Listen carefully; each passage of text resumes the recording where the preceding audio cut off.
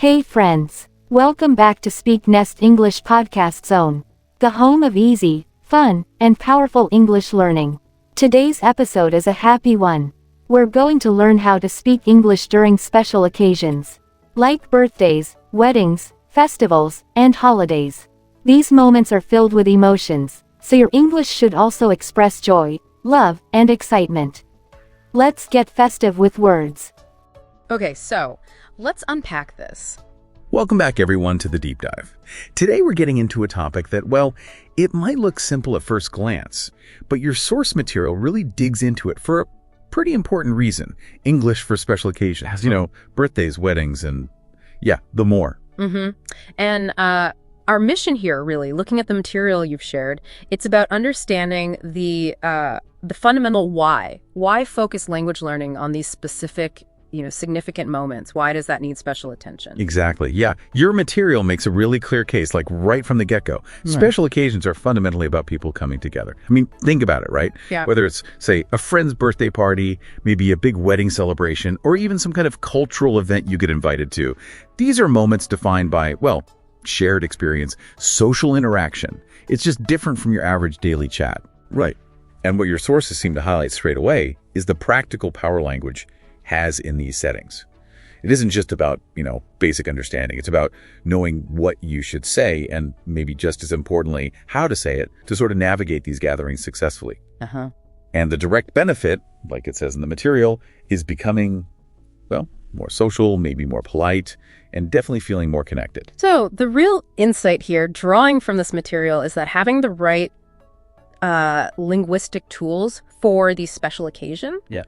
It's not just memorizing vocabulary lists. It's framed more as a practical skill set. Practical set, yeah. It's presented as a direct path for you, the listener, to feel more comfortable, more capable in those situations, enhancing your interactions, showing politeness naturally, and strengthening those bonds with people during these really important life events. And if we think about why language plays such a big role here, I mean, your material seems to point towards the inherent social nature of it all. These aren't just casual hangouts, right? Right. They often come with specific social cues, certain expectations maybe. And there's this kind of underlying need to acknowledge the importance of whatever event is being celebrated. And language is, well, it's the main way we signal that we understand and respect that. That's interesting. So it's not just like rattling off happy birthday or congratulations. It's more about the act of saying it the right way at the right time that communicates something deeper. Something about your participation and respect for the occasion and the people there. Like, it's a linguistic signal that you're acknowledging the shared reality of what's happening. Precisely, yeah. Take a wedding, for example. Offering those really heartfelt congratulations or well wishes. Yeah. It's not just being polite. You're actually participating in the communal affirmation of that union. Affirmation. And at a birthday, a sincere message. It adds to that feeling of being celebrated by your community, by your friends and family. The language really serves to reinforce the purpose and the emotional tone of the whole thing. And the material mentions the range: birthdays, weddings, cultural events. That suggests the kind of language needed might change a bit, right? But the basic function stays the same, using language to kind of weave yourself into the social fabric of that specific moment. Exactly. That's a good way to put it. It helps you avoid feeling, like the odd one out, and instead feel like a real participant. Yes, exactly. It's about making positive interaction easier, creating a sense of belonging. When you know how to appropriately give a compliment or express thanks, or even just, join a conversation about the event, you sort of lower the social barrier for yourself and for other people too. You become, well, easier to connect with. I see. Okay. So the why isn't some abstract academic thing. It's very practical. It's about equipping yourself, equipping you, the listener, to step into these maybe high stakes social situations where you really want to make a good impression, or maybe just feel comfortable and connected, and having the specific language for saying, thanks so much for inviting me, or wow, this is a wonderful celebration. That directly helps you achieve that goal. Yeah, and it all ties back to that core idea from your sources, doesn't it? Language competence, specifically in these kind of charged moments, it's a tool for boosting those key things, being more social because you can engage more easily, right? Being more polite because you're meeting those social expectations, and feeling more connected because you're actively, genuinely participating in that shared experience. It sounds like the sources are framing this not just as, learning a few new phrases, but learning a kind of social etiquette, but expressed through language, specifically for those times when it really counts. That's a really good way to put it, yeah. Yeah. It's understanding the linguistic keys, maybe. The keys that unlock smoother, more meaningful interactions during those milestones and celebrations. It's about mastering the language of, well, coming together. Okay. And that pretty much wraps up our deep dive into the fundamental why. Why focusing on English for special occasions matters, based on the material you gave us. Yeah, we've really unpacked how your sources identify the significance of language here. Not just for basic communication, but really as a vital tool for navigating the social landscape of events like birthdays, weddings, all those kinds of gatherings. And the clear benefit that kept coming up is how intentionally learning this specific language serves you directly, making you feel more comfortable, enabling that genuine politeness, and ultimately deepening your connections with others during these important times. So just as a final thought, something for you to consider as you reflect on this. Think about the possibilities. Imagine how feeling confident with just a few key phrases, maybe tailored for specific events, like knowing exactly how to offer a toast at a wedding perhaps, or the perfect way to thank someone for a really thoughtful birthday gift. How could mastering just that potentially transform your own experience of these occasions? Could it open up new doors for connection in your life? Something to mull over. Okay, let's dive right in. We've got some interesting sources today. Essentially, a really helpful list of English words and phrases, all focused around, special occasions. That's right. It's kind of a practical guide, really, Yeah. for navigating those common life events, celebrations, using language well. Yeah, and our mission here for this deep dive, it isn't just to read out the list. You could obviously do that yourself. It's more about unpacking why these specific phrases, often, incredibly simple ones, are the ones we reach for. What makes them work so well for connecting with people during these really key moments. We're digging into the social and emotional work these short phrases actually do. How do they manage to instantly signal things like understanding or participation? Yeah. Genuine feeling, even. Exactly. It's almost like they're little linguistic shortcuts. Uh-huh. Empathy, maybe. Shared experience. Yeah, I think that's a good way to put it. So, okay. Based on what our sources are telling us, let's start with maybe the most personal one. Birthdays. Right, and the absolute foundation, of course, is just happy birthday. You can't really skip that one. No, absolutely not. It's essential. But the sources quickly move on, adding phrases that build on that, like wishing you all the best. Yeah, and that simple addition, it just elevates the whole sentiment, doesn't it? It goes beyond just marking the day. It becomes this projection of goodwill, wishing them happiness, success, not just now, but for the whole year coming up. It changes the scope. And building right on that future idea, there's have a great year ahead. It points forward very explicitly, shows you care about how things go for them, long after the party's over. These phrases, they seem simple, but they're acting as really powerful social signals. Just saying happy birthday, that signals recognition. Okay, I see it's your birthday. But adding wishing you all the best or have a great year ahead, that signals something more.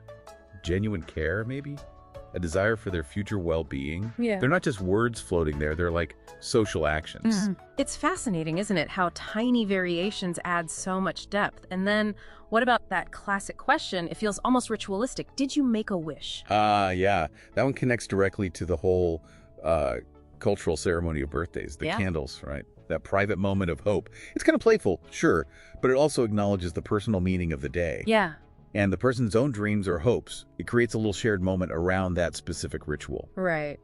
So for birthdays, there's a clear pattern emerging from the sources. You've got the basic acknowledgement, then these expanded good wishes looking towards the future, and then engaging with the personal sort of ritualistic side of it. Simple phrases doing a lot of social work. Exactly.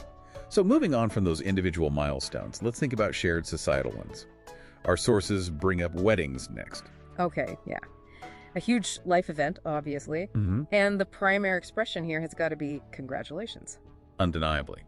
And it's incredibly efficient, isn't it? It just wraps up approval, joy, recognition of this major step forming a new union. It's like the verbal version of applause almost. That's a great way to think about it. And then right after that, the sources list that lovely, quite aspirational phrase, wishing you a lifetime of love.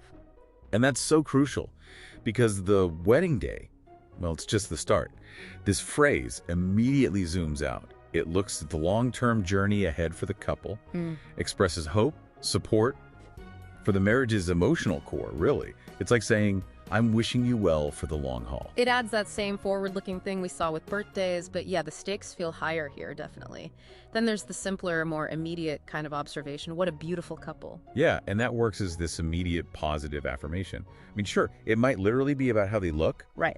but often it signals more, like admiration for their happiness together, their connection, which is the whole scene of the day. It's a kind of shared appreciation for what's being celebrated.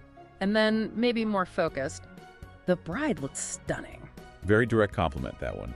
Obviously acknowledging the significance, the effort put into the bride's appearance for this specific important day. Again, just look at how concise these all are. Congratulations. Lifetime of love. Beautiful couple. Each one serves a slightly different, distinct purpose. Recognition, long-term hopes, immediate affirmation. Yeah. They cover the essential sentiments pretty efficiently for a wedding. Okay, so shifting again, let's talk about celebrations that often have wider cultural or religious meaning, festivals and holidays. Our sources kind of group these together, highlighting phrases that acknowledge a shared time or, a break from the norm. Right. This covers a huge range. Everything from, say, Merry Christmas and Happy Diwali to Eid Mubarak or Happy New Year. The basic structure is just like Happy Birthday, isn't it? It's a direct, event-specific greeting. Using it immediately signals, okay, I'm aware of this, I recognize this shared cultural moment, maybe I'm participating too. It's an act of inclusion, really, just by using the right words. Solidarity, maybe. Exactly. And the sources also mention ways to open up the conversation beyond just that initial greeting. Yes. Things like asking, how do you usually celebrate? Or maybe, do you have any special family traditions? Questions like these are quite powerful, actually. They shift it from just a one-way greeting to an invitation to connect, to share. It shows you're genuinely interested in what the festival means to them personally, their practices, their family. So you're not just like ticking a box, you're opening a door, trying to understand their experience. Precisely. And this applies to general holidays or vacations too, as the sources point out. Wishing someone enjoy your vacation. It's simple, sure, but it acknowledges their upcoming break. Shows you noticed. And then the inevitable follow-up, right? Where are you going? Yes. The standard conversational clue. It shows friendly interest in their plans, doesn't matter if it's exciting or just, staying home. And wishing them, I hope you have a relaxing time. That phrase directly taps into what many people want from a holiday rest, recharging.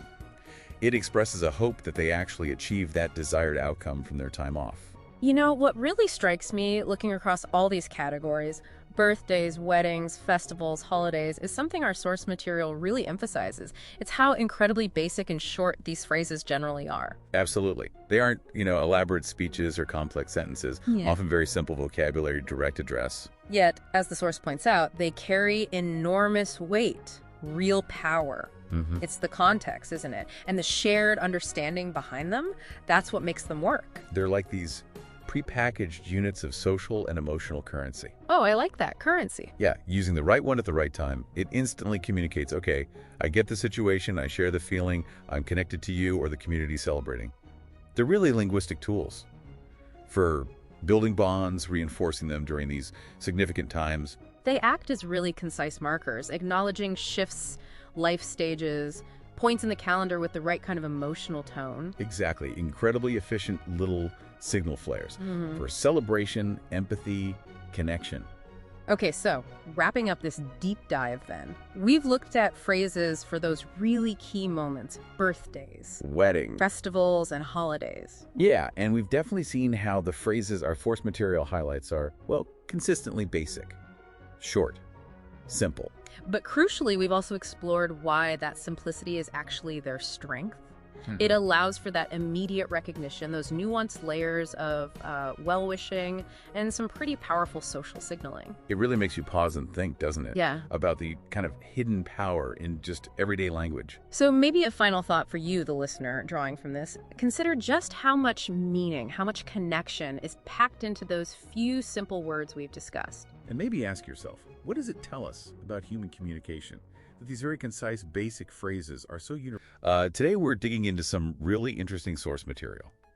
It's all about using English for, well, for those big life moments. Yeah, the special occasions, Yeah. Birthdays, weddings, anniversaries, that kind of thing. Exactly. And we've got these sources here that look at how we actually communicate during these significant events. Right. So our goal today, our mission, if you like, is to really pull out the key takeaways from this material. How can you use English effectively on days like these? Because it's not just about saying happy birthday, is it? The sources make that point right off the bat. Definitely not. There's more to it. And the material really focuses in on one core aspect. Which is? Expressing feelings. How we actually convey emotion on these special days. Okay. So that's where the real substance is, according to these sources. That seems to be the argument, yes. That's where you get the real connection. Okay, let's unpack that then. So the material starts by saying, look, happy birthday or congratulations. That's just like level 1. It's the baseline. The sources argue you really need to weave in some genuine emotion. It's not just identifying the occasion. It's about saying how you feel about the event or the person or just being part of it. Right. And that's where it gets interesting because they actually give examples, don't they? Specific phrases that kind of elevate a simple greeting. They do. They suggest moving from just the standard greeting towards phrases like, Like, I'm so happy for you. Yeah. That's one they mention. Yes, that's a key one. Or something reflecting your own experience, like, I feel lucky to be here today. or even just, this means a lot to me. Yeah, or that classic one, you look amazing. Capturing that admiration. Right. Or reflecting the general mood. This is such a joyful moment. Things like that. So, okay, these are good examples, but why do the sources put so much weight on these feeling-type phrases? Right. What's the, the big idea behind it? Well, the fundamental idea the sources keep coming back to is pretty simple, actually. Feelings create connection. So, a standard greeting, it acknowledges the event, sure, that's its function. But when you express your authentic feeling about it, your happiness, your gratitude, whatever it is, that's what builds the bridge to the other person. It shows them the occasion isn't just a date on the calendar for you, it's actually having an impact. It makes the moment feel shared. I see. So you're moving past just like ticking a box, yep, acknowledge birthday, to actually sharing a bit of your internal experience of that moment. Exactly. You're sharing the emotional side. And that makes the message feel more personal, more memorable. It's definitely more impactful than just, fulfilling a social duty. Yeah, that makes sense. And the material kind of suggests we often default to the functional greeting, maybe because it's easier, and we miss that chance for a deeper connection by not using that emotional language. Right. And maybe special occasions are precisely the moments when that emotional language is most expected, or at least most welcomed. People are often more open then. That seems to be the implication. The sources really emphasize being intentional about it, choosing to express how you genuinely feel. That's presented as the key. Using those specific kinds of phrases we mentioned to actually voice the feeling. Yes, exactly. That's the practical path to creating that connection the sources talk about. And that's not just about greetings either, is it? I remember the material touched on other things too, like writing messages in cards. Oh, right. Yeah, finding the right tone there, balancing sincerity, but also what's appropriate for, the relationship and the specific event. Sure. A wedding card needs a different feel than a quick birthday note to a colleague. Precisely. And the sources give examples there, too, showing that kind of nuance. Or how to express gratitude effectively. Ah, yes. Saying thank you. Whether you're the host thanking guests for coming, or a guest thanking the host, or thanking someone for a gift. Exactly. And again, the material provides phrases for doing that, but it tries to ground them in genuine feeling, not just robotic responses. It gives you the actual language tools for different scenarios around these occasions. Okay.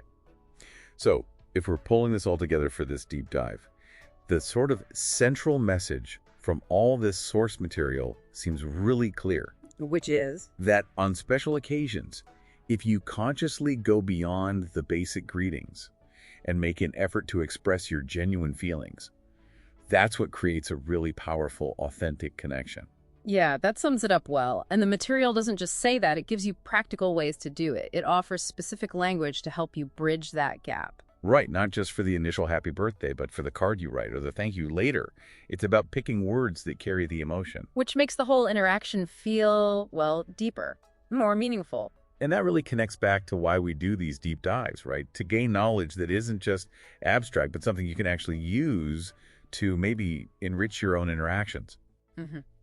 This source definitely gives you some tangible tools for those important moments in life.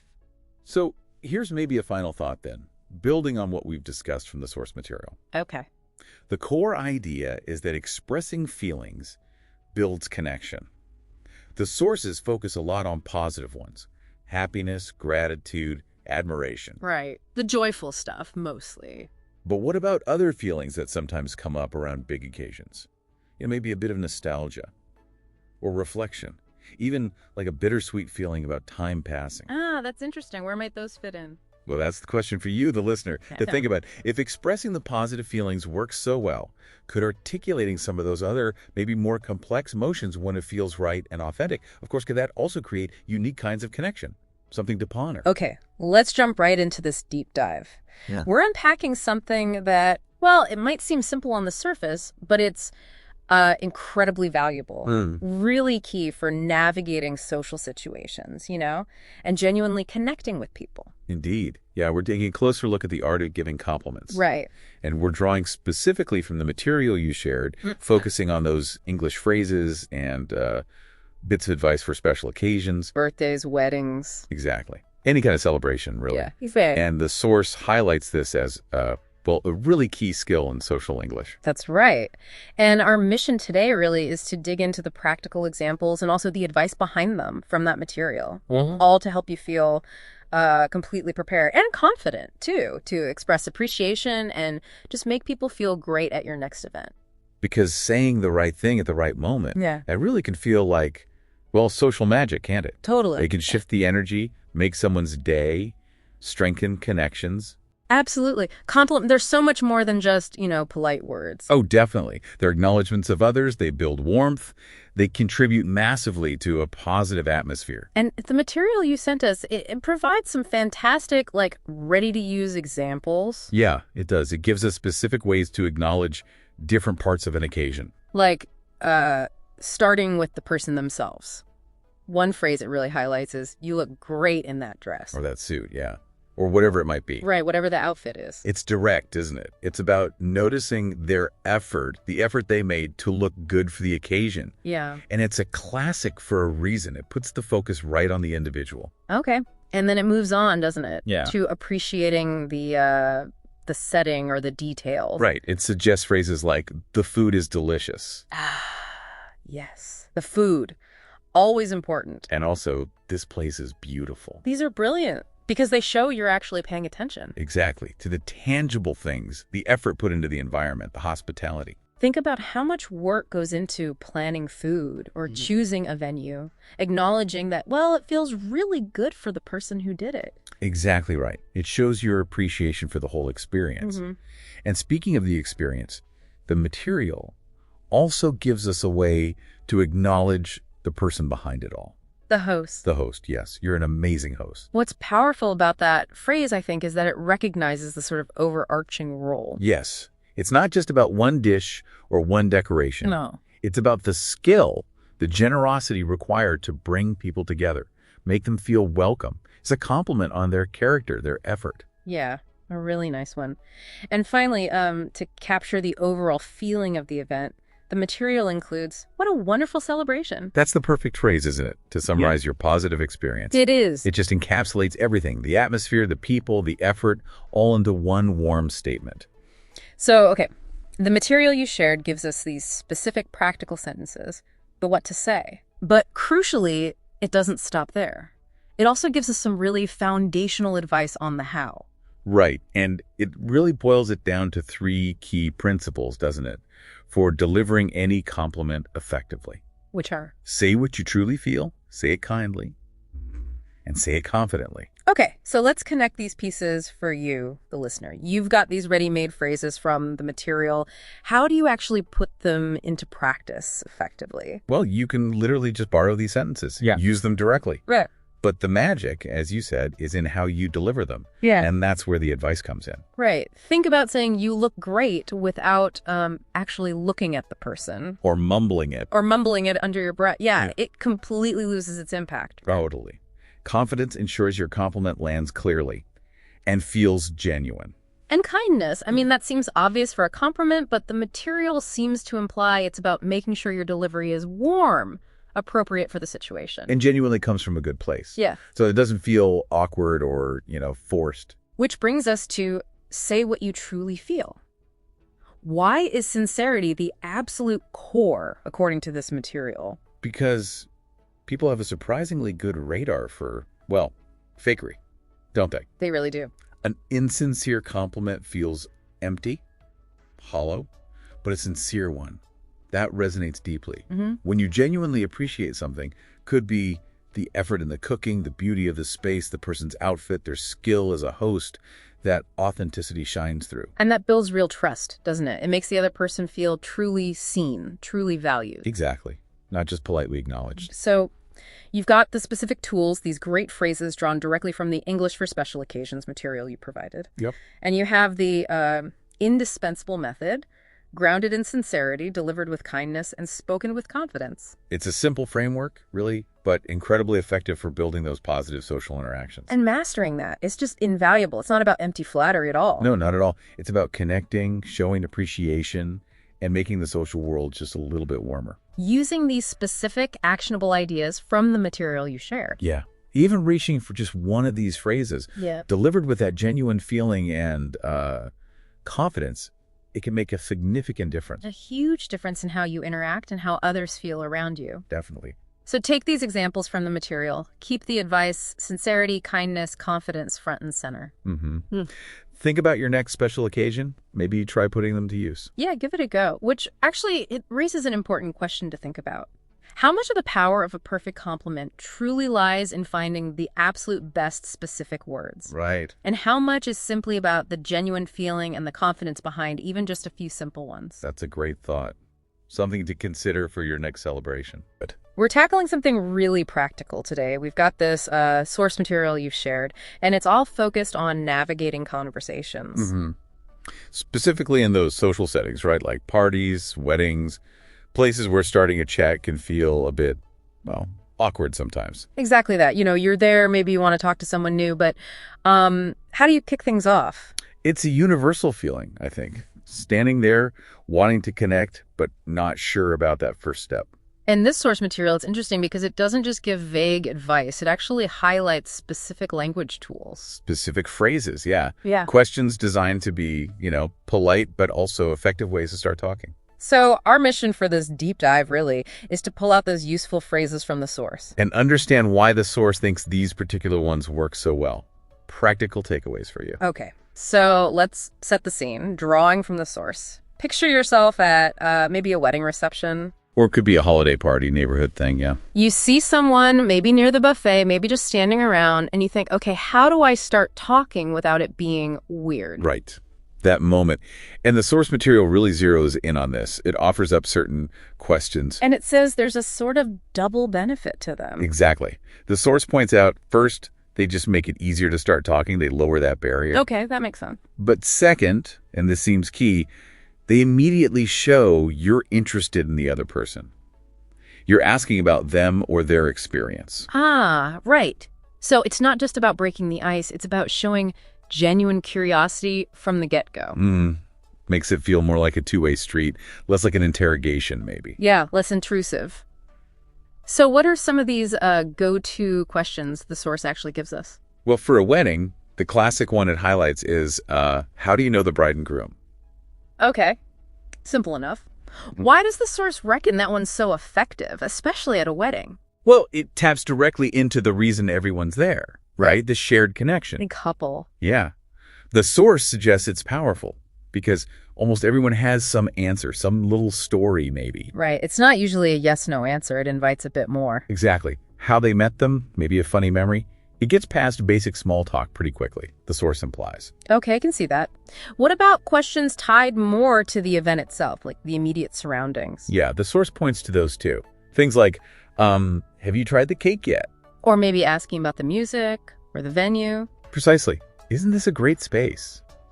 Something directly related to the shared present experience. That feels, I don't know, maybe a bit safer, lower stakes. I think that's the idea the source puts forward. It's about the here and now. And why does the source say that works well? It creates an instant, shared reference point. Very easy common ground. Okay. The source explains that asking about something tangible, like the cake, makes that first interaction really low pressure.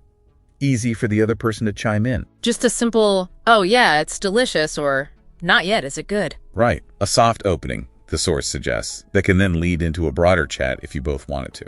Makes sense. And the source also mentions questions that aren't tied just to weddings or food, right? More general ones. It does. Like, is this your first time here? Mhm. Maybe referring to the venue or even the type of event. Ah, okay. Yeah. How does the source frame the usefulness of that one? It sees it as pretty versatile. It works whether you're the newcomer or you've been there before. Right, you can ask it either way. Yeah. And it lets the other person share their impression, or maybe you can share yours. It kind of opens up a conversation about the place itself. Gives you that common topic straight away. What about seasonal stuff, like holiday parties? The source definitely mentions tapping into the time of year. For instance, asking something like, what do you usually do for holiday name? Like Thanksgiving or Christmas. That feels a little more personal, maybe, but still tied to the general context. It is a bit more personal, yeah. But the source suggests it works because it connects on that cultural or, personal tradition level that feels relevant during the holidays. So it invites sharing something a bit warmer, perhaps. That seems to be the angle. Sharing traditions, plans. It fosters a connection that feels appropriate for the season, according to the source. Okay, so if we look at these examples the source provides, how do you know the couple? Tried the cake, first time here. What are your holiday plans? Is there a common thread the source is pointing to? I think so. The source material seems to consistently emphasize using the shared context. Right, what you have in common just by being there. Exactly. Whether it's the hosts, the physical place, the food, the time of year, these questions all leverage that common ground. As a starting point that feels natural, not forced. Yeah, and non-threatening. Plus, the source notes, they all inherently invite the other person to speak first or share something. Which positions you as someone interested in listening right from the start. That seems to be a key takeaway from the source. It's really interesting how the source breaks down something that can feel kind of, big and scary starting conversations into these really simple tactical tools. Totally. It's not about needing some amazing, witty opening line. No complex strategy required. Just having a couple of these ready-to-go phrases, almost like tools in your back pocket, as the source implies. Phrases that politely and effectively just open the door. Based on what's right there in front of you, or the reason you're both there, that initial spark. So thinking about this for you, the listener, what this deep dive into the source material suggests is you really don't need to overthink it. Right. Having just one or two of these simple, context-aware questions ready can make a big difference. These specific ones we pulled out. How do you know the bride and groom? Have you tried the cake? Is this your first time here? Or what do you usually do for the holiday? These are presented by the source as practical, actionable things. Tools you can use right away to start that conversation, show you're interested. Instead of just standing there, maybe hoping something happens. Yeah, takes the pressure off having to invent something brilliant on the spot. So maybe here's a final thought, drawing from our source material. Next time you're at a party, a wedding, any social gathering, consider picking just one of these simple questions. See what happens. Yeah.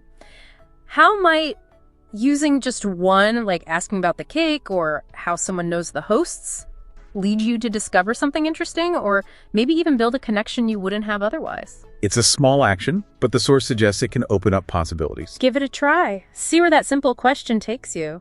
Okay, so let's dive in. Today we're looking at English for special occasions. Right. Thinking about those situations, parties, celebrations, places where you want to connect, really. Exactly. And we've got some source material here, the idea being we unpack it and see how you can use these insights.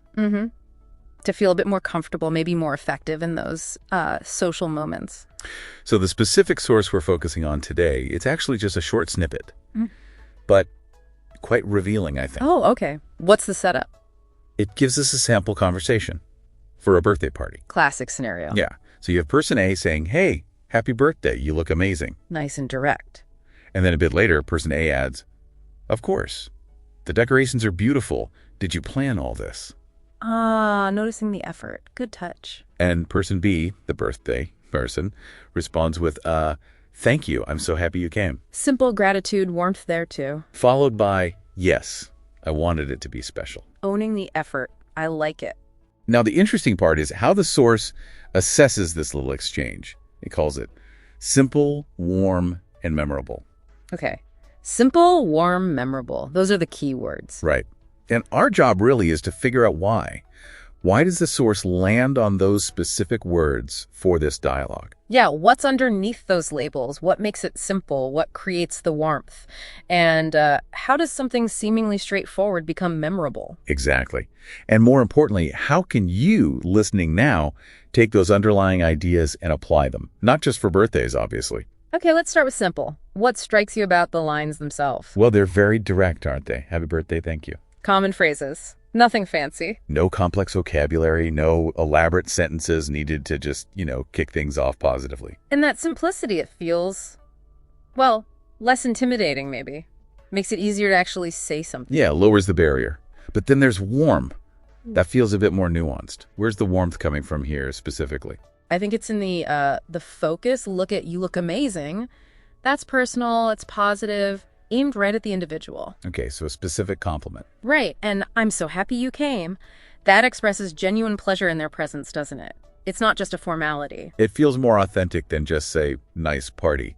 Exactly. And person A, noticing the decorations, beautiful, did you plan all this? That shows they're actually paying attention to the host's world, their effort. And person B's response, yes, I wanted it to be special. That adds another layer, right? It shares the why. Precisely. It reveals the intention behind it all. So you've got this mix of personal compliments, expressing happiness to be there, acknowledging effort, and sharing intent. That's where the warmth builds, I think, within that simple structure. So it's not just being polite in a generic way. It's about actively noticing and valuing the other person and what they've done. Making them feel seen, really, appreciated, which is, pretty powerful in any interaction. Okay, so that covers simple and warm. But memorable. Why would this short, simple exchange stick? You'd almost think a really complex, witty conversation would be more memorable. It's a good question. I think often what makes social interactions stick isn't the complexity, but the feeling they leave you with, the positive feeling. Okay. Because it's simple and warm, it comes across as authentic, It doesn't feel forced or like someone's trying too hard. Right. And specific things tend to be more memorable. You look amazing sticks more than just you look nice. Yeah, that makes sense. And being told, I'm so happy you came, that makes you feel good, feel valued. That positive feeling lingers. Same with noticing the decorations. It validates the host's effort, makes them feel good. So the positive emotional impact is the memorable part. I think so. It's memorable because the simplicity lets that genuine warmth come through clearly. It's the feeling of connection, however brief, that you remember. Not necessarily the exact words, but the positive vibe. Okay, so it's memorable because it's simple and warm, not despite it. The lack of complexity actually helps the positive feeling land. Yeah, that's a good way to put it. The ease and the positivity are what you take away. So this tiny example, this little snippet from the source, it actually packs quite a punch in terms of principles. It really does. You've got simple greetings, specific compliments saying you're happy to be there, and acknowledging effort or intention. And the source suggests these are the ingredients for making it, well, simple, warm, and memorable. Tools you can use in really any kind of special occasion setting, not just birthdays. It kind of takes the pressure off, doesn't it? You don't necessarily need to be the wittiest person in the room. No, not at all.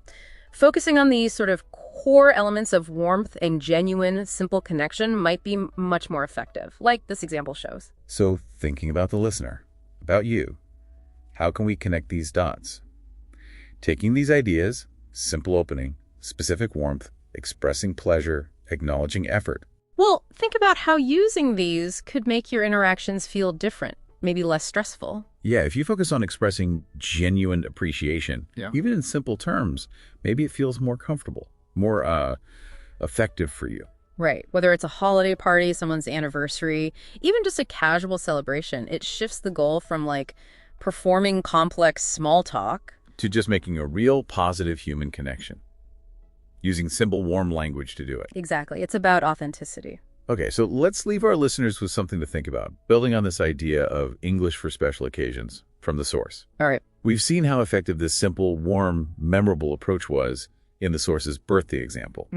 So the thought is, what other kinds of special occasions could really benefit from the same focus?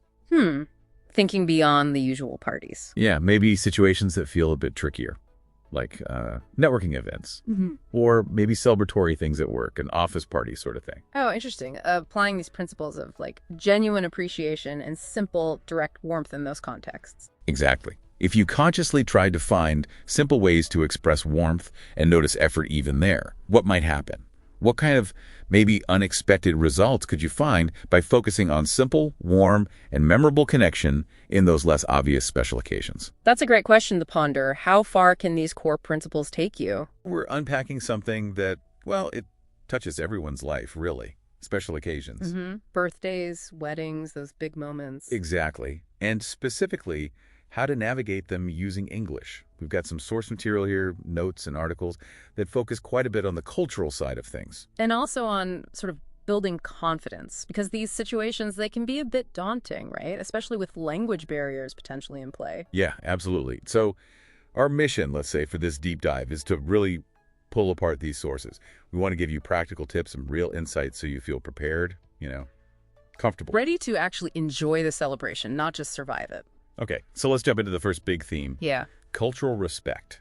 The sources make it pretty clear straight off the bat, celebrations vary. Yeah. A lot. Wildly, yeah. Yeah. What's totally normal in one place might be quite unexpected somewhere else. And the notes highlight a really common example, gifts. Oh, yeah. The gift dilemma. Right. Like, in some cultures, bringing a gift is almost mandatory, it feels like. It's expected. Definitely. It's a core part of showing respect, celebrating the occasion. But then other times, the host genuinely means it when they say, oh, just bring yourself. Or your presence is the present, that kind of thing. Exactly. And trying to guess which one it is, that can be stressful. So the core advice from the sources here seems to be, don't guess, ask. Politely, yeah. It's framed as showing respect, showing you care about their traditions. It's not about admitting ignorance. It's about cultural sensitivity. Okay, so it's about being proactive. And the sources actually give specific questions you could use. Which is helpful. Simple things like, Should I bring something? Just straightforward. yeah, cuts right through the ambiguity. Or another good one is there anything special I should wear? Oh, that's a big one. Yeah. Dress codes can be all over the place for parties or weddings. Totally. Formal, casual, traditional attire. Asking avoids any awkwardness there. And what about timing? The notes mentioned asking about arrival times. Right. Is it okay if I come a little early or late? Because being fashionably late is a thing in some places, but really not okay in others. So asking these questions, it's like signaling you understand things might be different. Precisely. The sources say it shows you value their customs for their event. It's about respect and just basic consideration, really. Makes the host feel seen. That makes a lot of sense. It's about showing you're willing to meet them in their space, culturally speaking. Yeah. Okay, so if that's about understanding the context, the setting, the next part in our source material shifts gears a bit. It's more about participating. Right. There's this section, almost like a little motivation corner. Yeah, I like that framing. It reminds us that, underneath all the customs and gifts and timing, these events are about connection.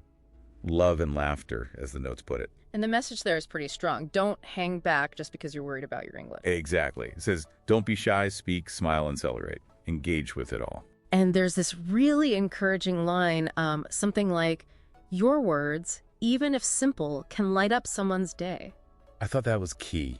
It really lowers the stakes, doesn't it? Yeah. It's not about giving some perfect, eloquent speech. Not at all. It's about the sentiment.